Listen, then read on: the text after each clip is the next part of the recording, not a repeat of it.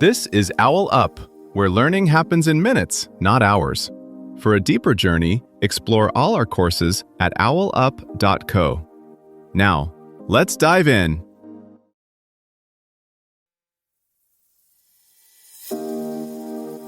Chapter 3 of First Aid Essentials, What Everyone Should Know. First Aid for Burns, from minor to serious. In this chapter, you'll learn, differentiate between types of burns. Let's dive in.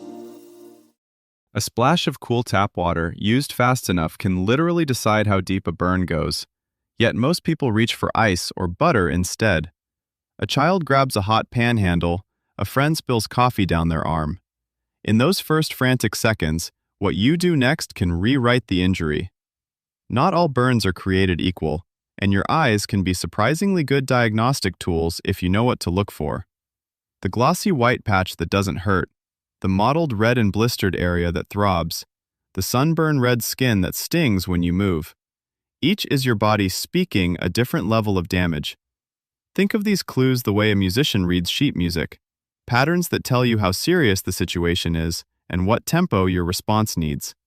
We'll move from the small stuff, like touching a hot baking tray, to large, limb-spanning injuries where seconds and surface area really matter. You'll learn simple ways to estimate how much of the body is involved without fumbling for charts, when home care is enough, and when that same-looking burn crosses the line into drop everything and call for help territory. Now we'll zoom in on what actually happens in those first seconds after skin meets heat. Instead of thinking only in terms of small or big, start noticing where and what type of burn you're dealing with. A coin-sized burn on the palm can be more disabling than a larger patch on the back. A scald across a child's chest is a different beast than a brief touch on the forearm.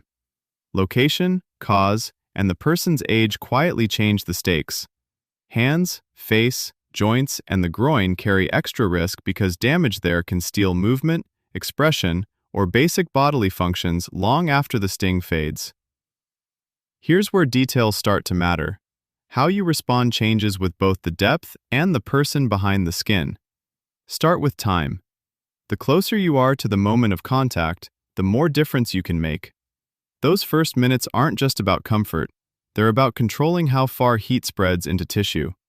Past that early window, your role shifts from damage limiting to complication prevention, protecting the area, watching for infection, and spotting early signs that the body is struggling, not just the skin. Next, think cause. A brief touch from a hot tray, a slow soak in hot bath water, and a flash flame all leave different signatures. Scalds often spread in odd, splashy patterns and can wrap around limbs or the torso. Flame burns may singe hair and eyebrows, small clues that should instantly raise your suspicion for airway involvement, even if breathing still looks normal. Contact burns from metal, like motorcycle exhausts, can be deceptively neat and deep, especially over bony areas. Age quietly tilts the scales. Thin, fragile skin in older adults and very young children means the same temperature can do more harm in less time. Watch for subtle behavior changes. A toddler who suddenly goes quiet, an older person who seems unusually confused or drowsy after a larger burn. Those may be early signs of shock or overwhelming pain, not just upset. Clothing and jewelry become your early environment management. Synthetic fabrics can melt into skin.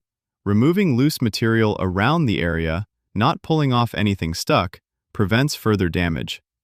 Rings, watches, and tight sleeves can turn into tourniquets once swelling kicks in. Getting them off quickly can preserve circulation to fingers and hands later.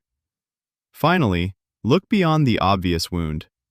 Someone with a wide, patchy red scald across the chest may also lose fluid into damaged tissue, becoming lightheaded or nauseated. Someone with an electrical mark on the skin might have a normal-looking burn, but a dangerous heart rhythm underneath. When the story and the skin don't seem to match, trust the story and escalate your response. A small change in how you move in the kitchen can quietly upgrade your burn defense. Think like a coach reviewing game footage. Where are the repeat mistakes? The same mug in the microwave every morning, the same curling iron cord snaking across the sink, the same pan handle jutting over the stove's edge. Those near-miss patterns often predict the burn that does happen. Now zoom in on what you'd actually do if it happened. You're making pasta, draining the pot, steam billows up and hits your wrist. Instead of freezing, you already know where the nearest cool running water is. You've cleared that sink of dishes, and there's a clean plastic bag or fresh cling film in an easy drawer, not buried behind 3 rolls of foil. Think of professional athletes taping ankles. They don't wait for an injury, they set the stage. A basic first aid kit with non-stick dressings near the kitchen, a watch you can slip off quickly, and a mental map of exit routes if clothing catches fire, all turn theory into automatic habits. Smart first aid is about more than one emergency. It's about upgrading the whole system around you. As bioprinted graphs, infrared scanners, and teleconsults move from lab to street, the golden minutes after heat contact may be guided by your phone instead of your memory. Think of it like adding new instruments to an orchestra. The basic melody, cooling, covering, monitoring, stays the same, but more precise tools help each part come in at exactly the right moment. Your role doesn't end once the sting fades. Think ahead. Could your workplace keep burn gel pads near machinery, or your kid's school drill stop, drop, roll alongside fire alarms? Tiny upgrades like swapping loose stovetop towels for hooks or labeling the hottest taps turn isolated accidents into redesigned systems that quietly protect everyone. Here's your challenge this week. Build a 10-minute burn response drill at home. Today, practice the exact 3-step routine for a minor burn on your own hand, arm, no real burn needed. Move from the heat source, stove, oven rack, curling iron, run that area under cool running water for a full 20 minutes by the clock, then apply, or at least set out, a simple non-stick dressing or clean plastic wrap and check your watch to note when you'd reassess. Before the week ends, stock one visible spot in your kitchen or bathroom with real burn care items: cling film or non-fluffy sterile gauze, a tube of plain water-based burn gel or aloe, no butter, oil, or toothpaste, and pain relief you'd actually use. Finally, teach one person you live with the 2 red flag rules from the episode: when to call emergency services immediately, face, hands, genitals, large, deep burns, or electrical, chemical burns, and when to head to urgent care. This was OwlUp, your daily step forward. To keep learning with structured courses and more insights, go to owlup.co. Until tomorrow!